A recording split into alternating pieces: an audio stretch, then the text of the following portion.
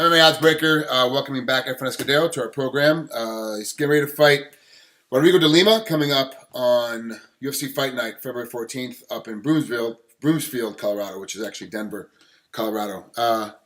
February, Valentine's Day, but worse, it's going to be cold, like really cold. Yeah, it's going to be very cold, you know. And, oh, well, man, I got a date. I have to go do it. Altitude going to be an issue for you because it's everyone talks about how tough it is to walk in there and compete. No, man, one of the things I fought in Denver before, and we have a good strategies with here at the MMA lab to alternate our lungs, how to get our lungs to expand a little better. And at the end of the day, man, it's a fight, man. I wrestled in college and high school and stuff, and we were times, I guess I know I'm gonna get tired, but he's gonna get tired as well. So if I can push the pace and I can make him more tired than me, trust me, I'm gonna ride that wave of him being tired.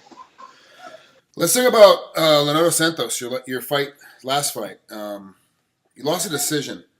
What happened in that fight? You spent so much time and energy to get back into the UFC and prove that you deserve to be there. And then when you got there, at least from home, from me watching it, on TV, it looked like you weren't firing on all cylinders. You're kind of a little bit off, a little bit. Is that true, or was there something else going on?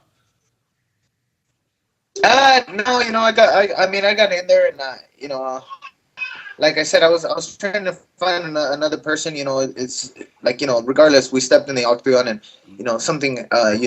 No matter who the opponent was, we were in there with a strategy. I believe that the fight was going kind of good. First round I kind of like lagged a little bit. Kind of like waited a little bit, respected his jiu-jitsu way too much, in which in the second round I just didn't care. I just threw my hands, and then I dropped him a few times. And third round, it came down to the third round. Me and him were going at it and stuff, and I threw a kick, and somehow, some way, I tore my during the fight. I had surgery right after it, and my knee kind of locked out of it, and he was able to take me down.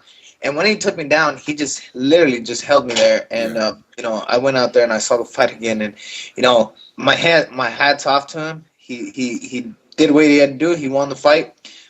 But when I saw it, I'm just like, man, like come on, I'm trying to go out there and throw down. Yeah, incidents happen, and he just literally just held me there.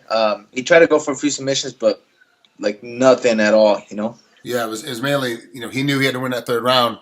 He did so by laying and praying, kind of holding on to you and trying to make it through that. So now, lesson learned. You can't respect the guy's jiu-jitsu. Right off the bat. You did well in the second round, and the third round obviously was injury. With a meniscal tear, it's very difficult to move, and you have to slow stuff down. And he gets that takedown, you're kind of stuck. So what did you learn from the Santos fight that you're going to be able to bring into the De Lima fight that's going to work right away? Because a lot of times it takes a long time to get that process, to get that mental, get your head wrapped around it. What's the one thing you're going to grab right now that for sure is going to happen when we see you fight De Lima? They will not be able to submit me. So, at the end of the day, if we put on a gi and we went in a gi, I would be in trouble. I would be like, holy cow. But in a fight, it's a whole different ballgame, One of the things I started respecting these Brazilians way too much for their jiu-jitsu and stuff. I mean, yes, they are good. Yes, they introduced us to jiu-jitsu for a long time. But at the end of the day, it's a fight. I'm a wrestler. I'm at the collegiate level. I wrestled in high school, college. I went on a ride on a scholarship. I did. I'm able to go out there and I'm able to hold people down. I'm able to know positions that will keep me away from submissions. And I believe that me fighting all these Brazilians, I believe in myself that I'm not gonna get tapped anymore. I can't get tapped. Like a lot of the times that I lost my fights, they're very close. They're like just decisions. So I know that I have a good chin. I train with Jody. He's a very heavy hitter. But at the end of the day, I'm not going to test it. I'm not going to go out there, because anything can happen at any given time. It's a fight. But I think since the Leo Santos fight and all the ones before, I think I just have more confidence on myself that I'm going to go out there. And if I want to take you down, I will take you down. like without giving you much respect of your jiu-jitsu. I mean, knowing it's there, yes, I know you're a very good jiu-jitsu guy, but I'm not going to be hesitant to pull the trigger and take you down. You're looking at De Lima's record, and he obviously lost his last fight to Neil Magny, and then he's only 8-2, as an overall record. But you look at the guys he's fought; he hasn't really fought anybody at the caliber that you've had to battle with. And he started getting to that higher caliber. He fought Magny and gets knocked out in the second round. So obviously, he's having a problem on his feet, which is a good place for you to be. And he can't take you down as long as your knees are okay and your ankles are okay. And you're not injured. He can't take you down. Now it's a question of, are you going to want to take him down and put a nice hard ground and pounding on him, or are you going to try and keep us more on your feet?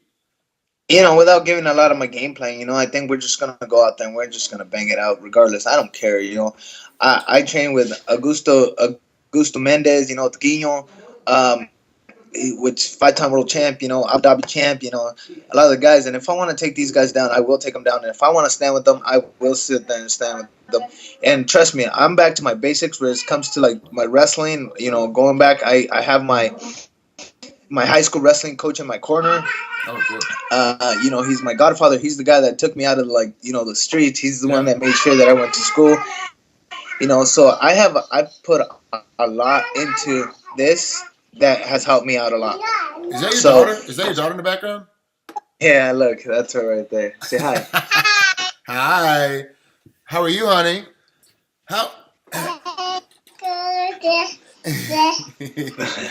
do you? That's my next question. Like, how do you balance? How do you balance all the training, all the winning, all the losing with? She's 2.5. She's 2.5. Okay, 2.5. Okay.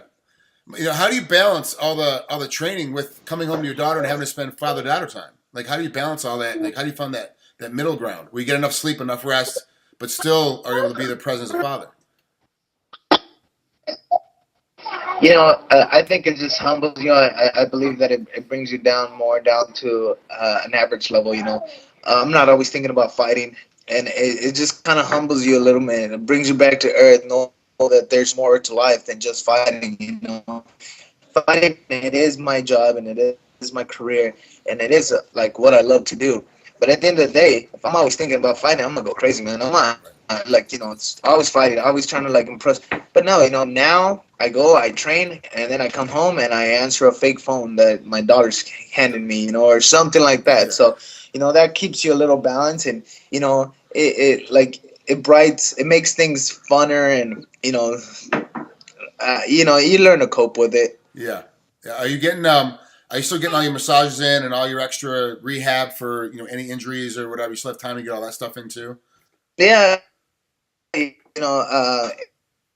Every Friday I get a deep tissues massages and stretches and stuff, make sure that I'm good. And, I at the end of the day, I have to take care of my body. That's the most important thing, especially, I started at a very young age. I started fighting, next year, well, actually 2015, and we're already here. Yeah. I'll be fighting for 10 years. Already, I've been fighting for 10 years. Come June, it'll be 10 years for you. Yeah. So I'm like, holy cow, it's just I've been in the game not way longer than you have, but no, but a long time. At the end of the day, that's a long career. A long career as a professional in any other sport. As a fighter, you can be a professional fighter starting at 18. And now think about it. If you're 38 and you're still fighting professionally, Ken Shamrock is 50 something. He's still fighting professionally. I mean, you can fight 30, 40 years. But where's your prime? At what point do you have to take yourself out of it? Obviously, Ken is still is just fighting for the money. There's no glory left in it. He's not going to win any titles or anything. So it's cash payday. Yeah. But you already at 29 have got 10 years into this game. You've been in it for a long time. Yeah. So it's a good. So I've been in here, man. So I learned now that I have to take care of my body, because at the end of the day, this is what I love to do, and you have to learn to take care of your body, because I used to go out there, I used to ride motorcycles, dirt bikes. I still do that, but you used to fall off of it, you shake it off, and you're good, and now you're like, okay, 2 days, you'll be like, okay, maybe I'm gonna take this day off. Yeah, things start slowing down, a little bit. Well, Efrain, thanks for coming out here, man. I really appreciate it. Good luck against Rodrigo de Lima. It's going to be a great fight for those of you who want to watch it. It's UFC Fight Night, February 14th at the First Bank Center in Broomfield, Colorado. Thanks again, Efrain. We'll talk to you later, bud. Hey, no problem, man. Thank you very much.